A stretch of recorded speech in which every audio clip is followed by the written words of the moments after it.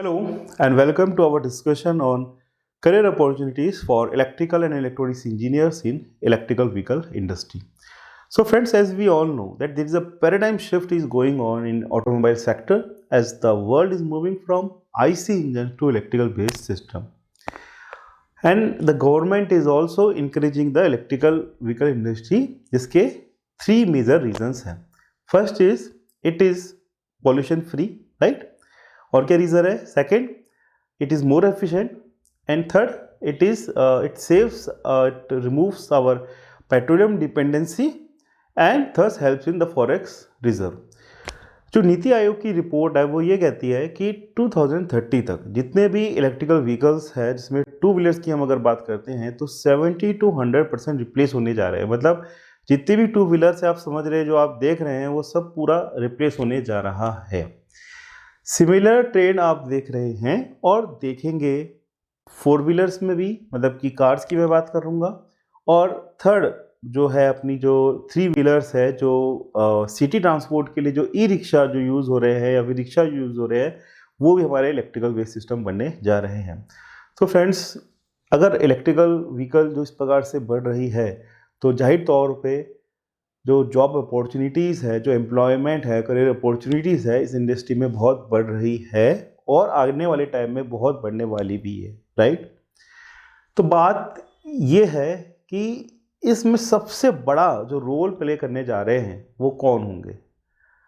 वो है electrical and electronics engineers. वो कैसे, आइए जानते हैं. तो फ्रेंड्स, सबसे पहले हम समझेंगे इलेक्ट्रिकल व्हीकल का बिल्डिंग ब्लॉक. तो देखिए इसमें क्या क्या चीज़ें इन्वॉल्व हैं. इसमें एक है आपकी मोटर, ठीक है. इस मोटर को जो पावर देगी वो है बैटरी, ठीक है. ये बैटरी जो उसको पावर देगी, उस पावर को हमको कंट्रोल करना है, उसके एक्सीलरेटर को, उसकी स्पीड को, उसके टॉर्क को, उसके ब्रेकिंग सिस्टम को. तो यहाँ पे बीच में आएगा क्या? कंट्रोलर सर्किट, ठीक है. तो एक हमारी बैटरी हो गई, एक हो गया हमारा कंट्रोलर सर्किट हो गया, और एक हमारा हो गया यहाँ पे मोटर, ठीक है. इसके साथ में ये जो बैटरी है इसको हमको चार्जिंग करना होगा. तो इस बैटरी को चार्जिंग के लिए मुझको चाहिए एक चार्जर, ठीक है. तो इस बैटरी को चार्ज करेगा. साथ में मुझको चाहिए होंगे चार्जिंग स्टेशंस, जहां से ये चार्जिंग होगी. तो चार्जिंग स्टेशंस मुझको चाहिए होंगे इस टेक्नोलॉजी में, ठीक है. अब कितना परसेंट चार्ज हुआ है और क्या बिलिंग होगी, उसके लिए मुझको ऐप्स बनेंगे. ये जो इंफॉर्मेशन है जो जाएगी वो किस में जाएगी? ऐप्स बनेंगे और एक IoT की एप्लीकेशन यहाँ पे निकल के आएगी, ठीक है. तो यही है हमारा पूरा इलेक्ट्रिकल व्हीकल इंडस्ट्री में जो इलेक्ट्रिकल व्हीकल है उसके जितने भी बिल्डिंग ब्लॉक है, ठीक है. तो यहाँ पे आप देखने जा रहे हैं कि यहाँ पे आपको वर्क करना है मोटर टेक्नोलॉजी में, जो इलेक्ट्रिकल का पार्ट है, ठीक है. यहाँ पे है कंट्रोलर सर्किट, ये भी अपना जो पावर इलेक्ट्रॉनिक्स का जो पार्ट है ये भी हमारा इलेक्ट्रिकल इलेक्ट्रॉनिक्स इंजीनियर के अंडर में आता है, ठीक है. एक इसमें है बॉडी बिल्डिंग, मतलब कि उसकी बॉडी जो है डेवलप जो करते हैं अपन, वो मैकेनिकल सेक्शन में आता है, ठीक है. इसके अलावा जो भी पार्ट है वो हमारा इलेक्ट्रिकल इलेक्ट्रॉनिक्स इंडस्ट्री में आता है, जो कि हमारा बैटरी टेक्नोलॉजी हो गया, ठीक है. बैटरी को जो चार्ज करेंगे हम, क्योंकि बैटरी डीसी पे चलती है तो एसी अवेलेबल है हमारे यहाँ पे, तो एसी को डीसी में कैसे करना है और with proper power factor correction और विद प्रॉपर एफिशिएंसी जो हमको कन्वर्ट करेंगे वो इस चार्जर की हेल्प से करेंगे. तो यहाँ पे इस चार्जर में यूज़ कौन सी टेक्नोलॉजी होनी है?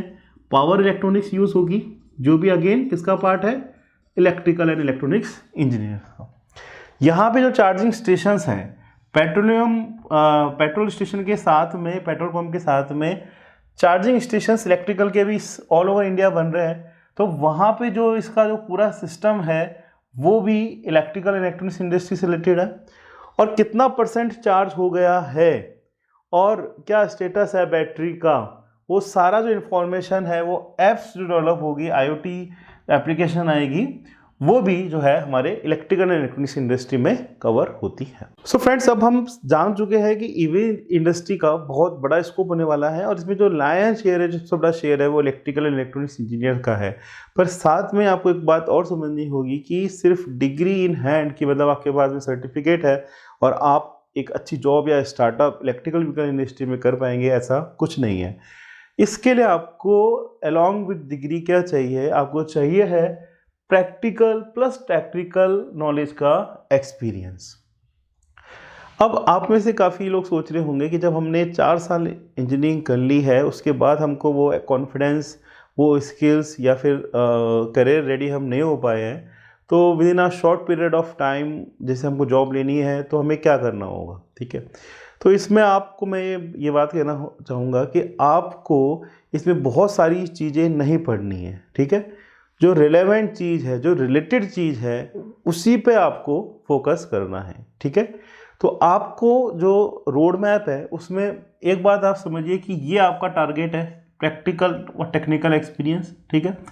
तो यहाँ पे आप पहला पॉइंट ये समझिए कि आपको सिर्फ स्पेसिफिक स्किल्स जो है उस पर ही वर्क करना है। आपको पूरा सिलेबस नहीं पढ़ना है इलेक्ट्रिकल इलेक्ट्रॉनिक्स का, या उसमें आपको एक्सपीरियंस प्रैक्टिकल्स नहीं करनी है। जो ईवी इंडस्ट्री में जो स्किल्स लगती है रिलेटेड, वही आपको करनी है। इस बात को आपको समझना है, पहली बात, ठीक है।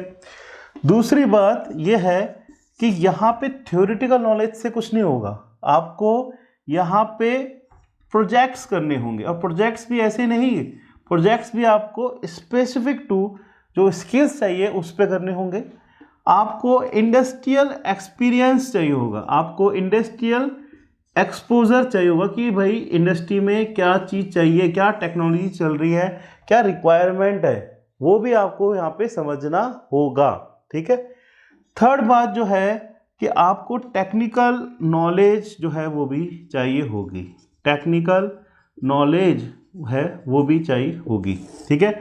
ऐसे नहीं कि आपके बेसिक्स जो है बहुत वीक है, आप पावर इलेक्ट्रॉनिक्स की बेसिक समझ नहीं रहे हैं और आप ईवी इंडस्ट्री में चले गए, तो ऐसा नहीं हो पाएगा, ठीक है।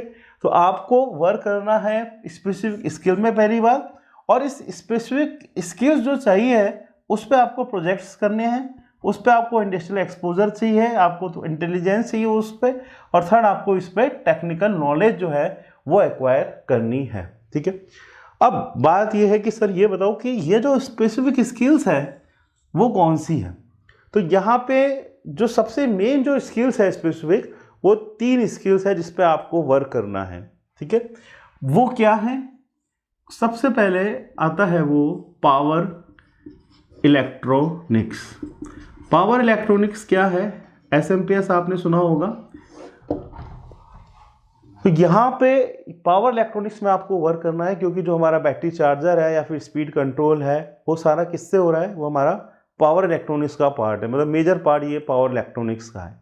अब आपने पावर इलेक्ट्रॉनिक्स तो समझ गए, अब आपको सेकंड जो स्किल्स पे वर्क करना होगा वो क्या है? वो है आपका पीसीबी डिज़ाइनिंग।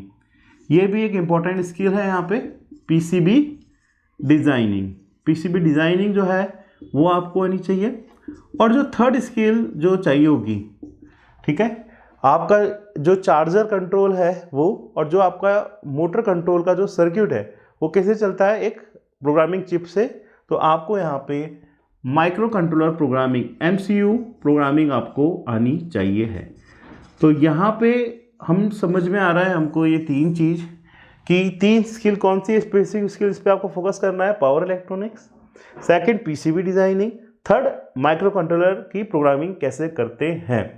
और इन 3 स्किल्स में आपको प्रोजेक्ट्स करने हैं, आपको इंडस्ट्रियल एक्सपोजर होना चाहिए, और आपको उसमें टेक्निकल नॉलेज आपकी इसमें साउंड होनी होगी।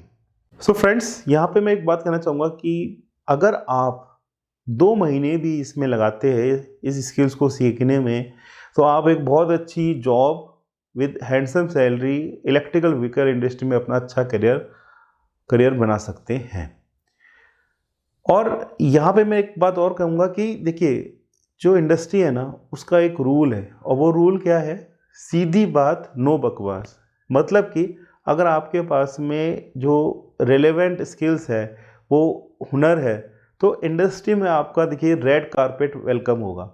और अगर आपके पास में सिर्फ डिग्री इन हैंड है, कोई एक्चुअल स्किल्स नहीं है या फिर रिक्वायर्ड स्किल्स नहीं है, देखिए दो चीज़ होगी, या तो आपको मायूसी होगी या फिर आप नॉन डिजर्विंग जॉब जो है वो कर रहे होंगे।